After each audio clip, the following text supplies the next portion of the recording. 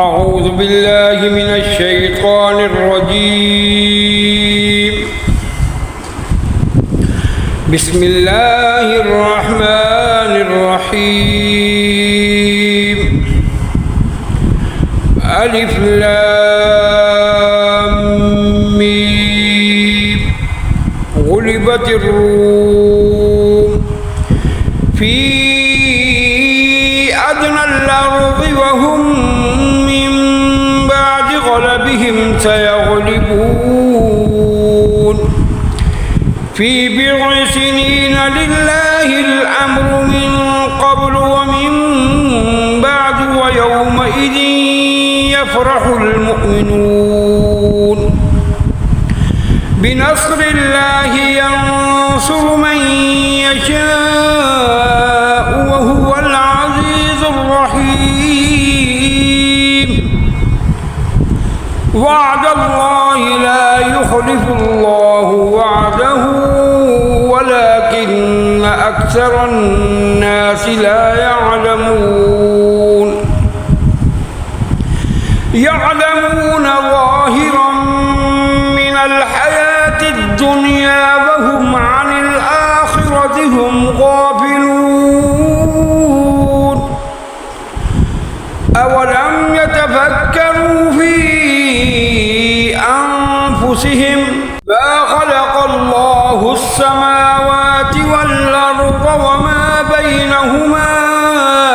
إلا بالحق وأجل مسمى وإن كثيرا من الناس بلقاء ربهم لكافرون. أولم يسيروا في الأرض فينظروا كيف كان عاقبة الذين من قبلهم كانوا أشد منهم قوة وأثاروا الأرض وعمروها أكثر مما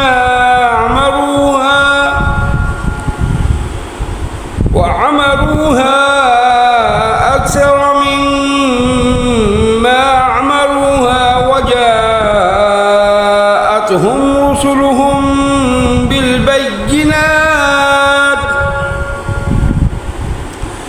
فما كان الله ليظلمهم ولكن كانوا أنفسهم يظلمون.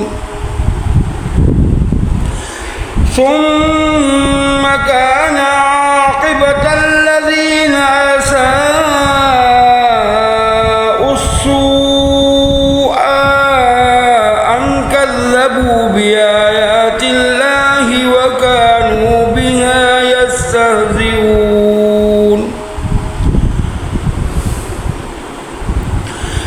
الله يبدأ الخلق ثم يعيده ثم إليه ترجعون. ويوم تقوم الساعة يبلس المجرمون ولم يكن لهم من شركائهم شفعاء وكانوا بشركائهم كافرين.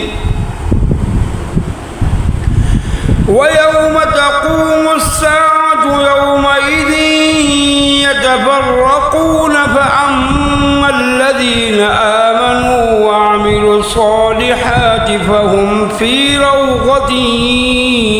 يحبرون. وأما الذين كفروا وكذبوا بآياتنا ولقاء الآخرة فأولئك في العذاب محضرون. فسبحان الله حين تمسون وحين تصبحون. وله الحمد في السماوات والأرض وعشيا وحين تظهرون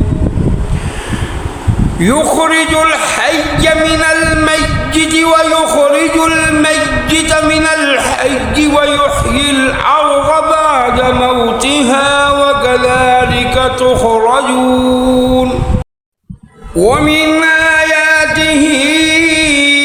أن خلقكم من تراب ثم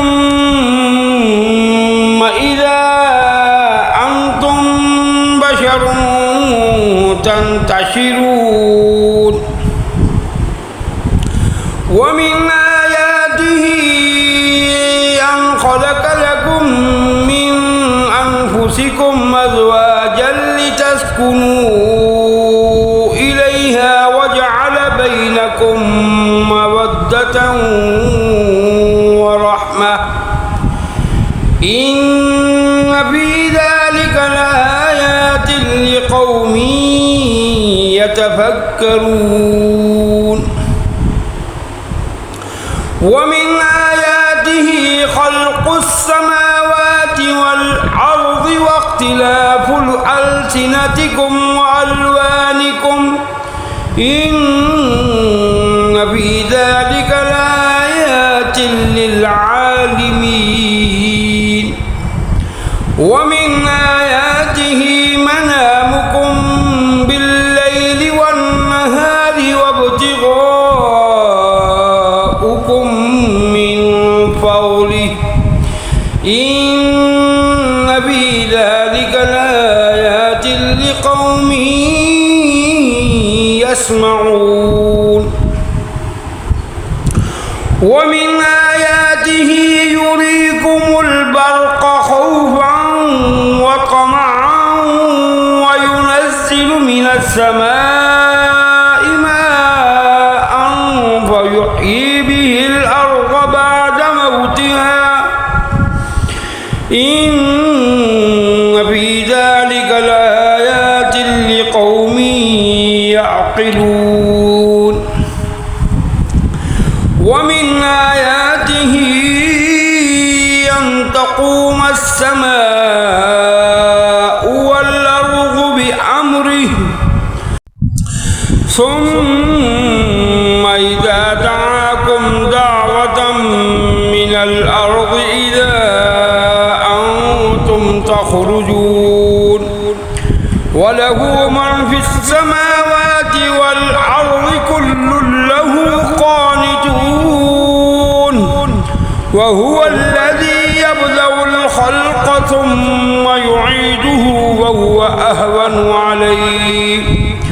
وله المثل الأعلى في السماوات والأرض وهو العزيز الحكيم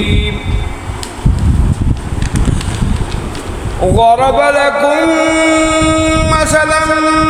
من أنفسكم هل لكم مما ملكت أيمانكم من شركاء فيما رزقناكم فأنتم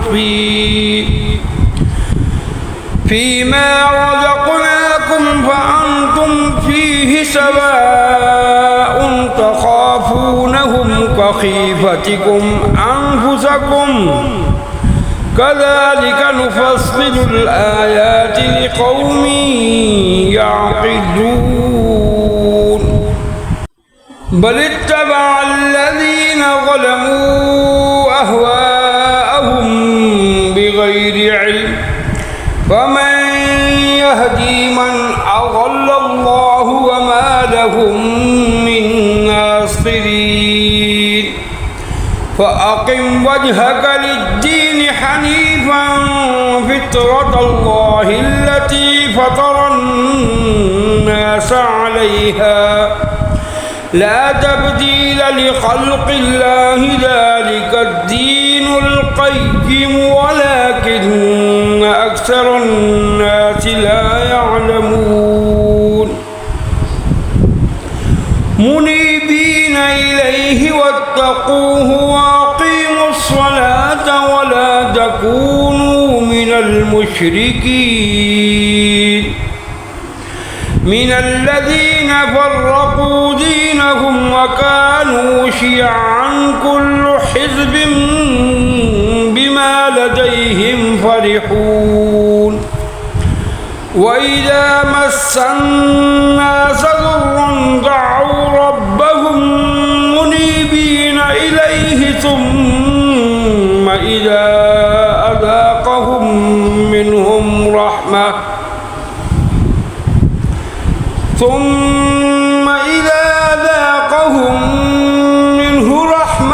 إذا فريق منهم بربهم يشركون ليكفروا بما آتيناهم فتمتعوا فسوف تعلمون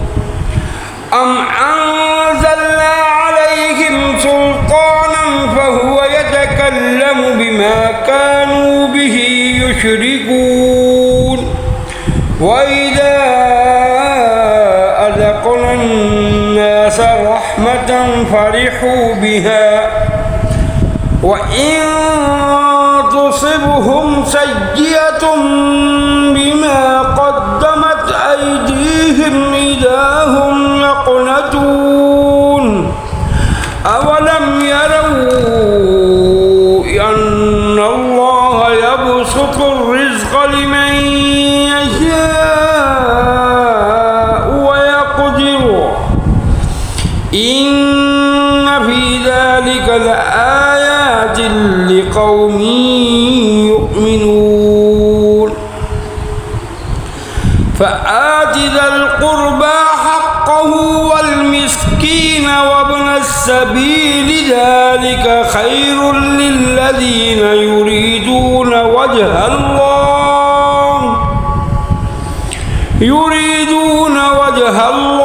وأولئك هم المفلحون وما آتيتم من ربا ليربو في أموال الناس فلا يربو عند الله وما آتيتم من زكاة تريدون وجه الله فأولئك هم المضعفون الله الذي خلقكم ثم رزقكم ثم يميتكم ثم يحييكم هل من شركائكم من يفعل من ذلكم من شيء سبحانه وتعالى عما يشركون ظهر الفساد في البر والبحر بما كسبت أيدي الناس ليذيقهم بعض الذي يعملوا لعلهم يرجعون قل سيروا في الأرض فانظروا كيف كان عاقبة الذين من قبل كان أكثرهم مشركين فأقم وجهك للدين القيم من قبل أن يأتي يوم لا مرد له من الله يومئذ يصدعون من كفر فعليه كفره ومن عمل صالحا فلأنفسهم يمهدون ليجزي الذين آمنوا وعملوا الصالحات من فضله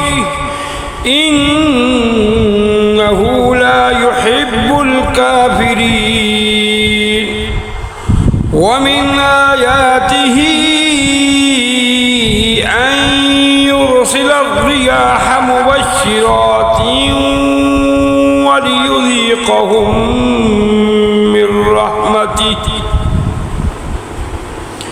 وليذيقهم من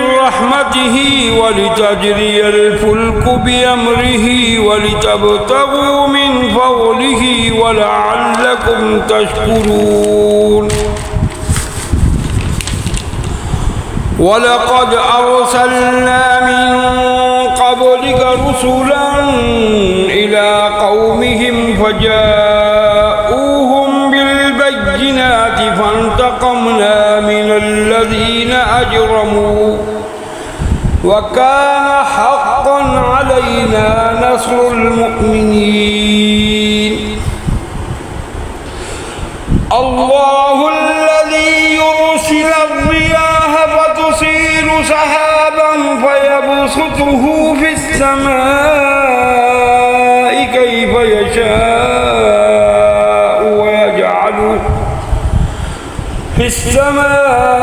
كيف يشاء ويجعله كسفا فترى البدق يخرج من خلاله فإذا أصاب به من يشاء من عباده إذا هم يستبشرون وإن كانوا من قبل أن ينزل عليهم من قبله لمبلسين فانظر إلى آثار رحمة الله كيف يحيي الأرض بعد موتها إن ذلك لمحيي الموتى وهو على كل شيء قدير ولئن أرسلنا ريحا فرأوه مصفرا لظلوا من بعده يكفرون فإنك لا تسمع الموتى ولا تسمع الصم الدعاء إذا ولوا مدبرين وما أنت بعهد العمي عن ضلالتهم إن تسمع إلا من يؤمن بآياتنا فهم مسلمون الله الذي خلقكم من ضعف ثم جعل من بعد ضعف قوة ثم جعل من بعد قوة ضعفا وشيبا يخلق ما يشاء وهو العليم القدير ويوم تقوم الساعة يقسم المجرمون ما لبثوا غير ساعة كذلك كانوا يؤفكون وقال الذين أوتوا العلم والإيمان لقد لبثتم في كتاب الله إلى يوم البعث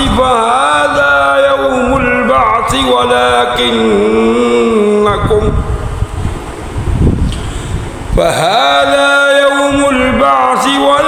ولكنكم كنتم لا تعلمون ويومئذ لا ينفع الذين ظلموا معذرتهم ولا هم يستعتبون ولقد ضربنا للناس في هذا القرآن من كل مثل ولئن جئتهم بآيات ليقولن الذين كفروا إن أنتم إلا مبطلون كذلك يطبع الله على قلوب الذين لا يعلمون فاصبر إن وعد الله حق ولا يستخفنك الذين لا يوقنون صدق الله العظيم.